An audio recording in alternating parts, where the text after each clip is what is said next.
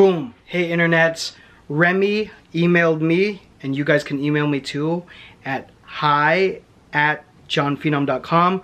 That'll reach me all the time, and while you're at it, you should follow me on social media. So Instagram is at Jon Phenom. Guess what? Same for Twitter. So just find me, follow me on all my avenues so I can continue to give you guys good content. So Remy was asking what to do after the design is finalized. So the concept is there and the design is there, and he's a little hazy with the process that that goes on between that and having a finished product from your screen printer. So real quick, I'm gonna smash together some other videos that I've done before on this. The first thing you want to do is make sure that you have a good screen printer. So go Google, Yelp, find screen printers in your area. Make sure you get a good quote. How do you get a good quote? And I've said this many times. Find a nice round number like 100 and email or call.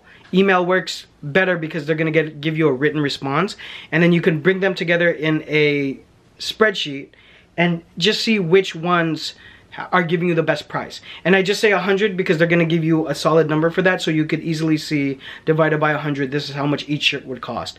And keep the controls the same. It's just like a science experiment. So say if it's a 2-color front hit and a 1-color back, then keep that the same and say it's a 2-color front hit and a 1-color back on whatever color shirt, let's say a black shirt, and I'm gonna order 100 shirts. Email that to 5 different screen printers, and a lot of people will tell me they don't have a screen printer like right close to them. The screen printer that I tell everybody to go with, that I've had success with and I vouch and vet for, he delivers and has done jobs for people literally all around the world. So I'm not talking about, you know, because he's in San Diego, he can't do it for Rhode Island. He's literally shipped jobs around the world. I mean, I'm talking about screen printing and embroidery. So in any case, find who your guy is or girl. Find your vendor for screen printing through that. So find a decent price, someone you feel comfortable with, because you might get burned by a screen printer. Again, screen printing shops are just like auto mechanic shops, so you got to be careful. It's blue collar work, so you have to be very organized. So once you find your vendor, you have your design ready. It's just a matter of sending them design. A lot of times we want the design in EPS. I'm saying we because I owned a high volume screen printing shop for over 3 years. If you're subscribed to the channel, you know this. So I'm talking from experience. So being in fashion and working for brands for several years, I've been on the side where we need to get screen printing done. And then I've been on the other side where I'm providing the service for a brand or for, you know, a lot of different people. Okay. So a lot of times we want the file in EPS version, but an AI file is fine if it's a vector. Also, the other format obviously is in Photoshop. If this is going way over your head, I'm talking about Adobe Illustrator, which does vector designs, or Adobe Photoshop. Okay, so the final design is going to be done there. Also, you've heard me talk about tech packs. It's not as vital for t-shirts depending, but I'm a stickler for details. Okay, so a tech pack is a blueprint of a garment, and I create tech packs for all of my printable shirts, all my embroidered hats as well, alike.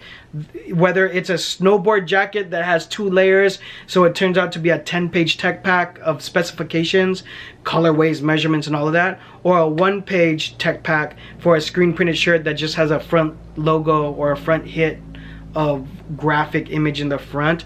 I always use tech packs.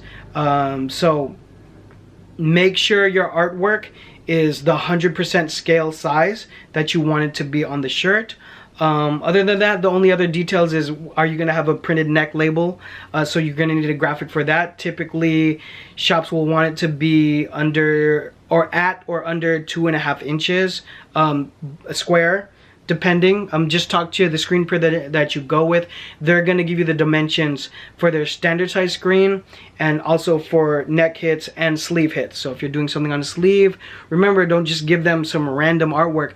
They're going to have it in certain parameters for their screen printing palettes. Okay, so they're going to have specific palettes. So they're going to give you that information though. Just ask them. They're going to tell you we need it to be 4 inches by, you know, 5.25 or inside that dimension, all that good stuff. And then colors are important. You got to pick out your Pantone colors too.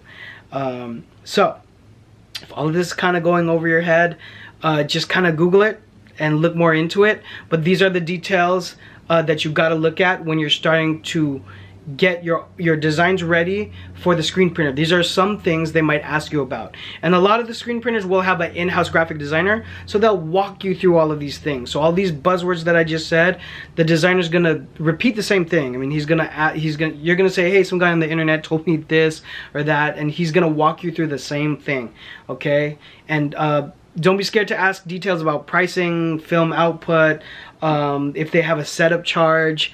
Man, this is like, honestly, there's 20 YouTubes I could do inside of this whole one that I'm talking about. But I'm just kind of shooting it rapid fire so you guys can get you guys can get the value. But Remy, and for everybody that's here and asking and trying to get value about that, once you have the design and all of those elements are things that you might have to have prepared for the design, it's about choosing a vendor. Make sure you get 2-3 vendors that you kind of boil it down to. Do your due diligence in finding a good guy that you could print with, and then just executing from there, okay? And then a lot of the real work comes in for you in moving the product. Hopefully you've been listening to my channel and you have a plan already in place for that.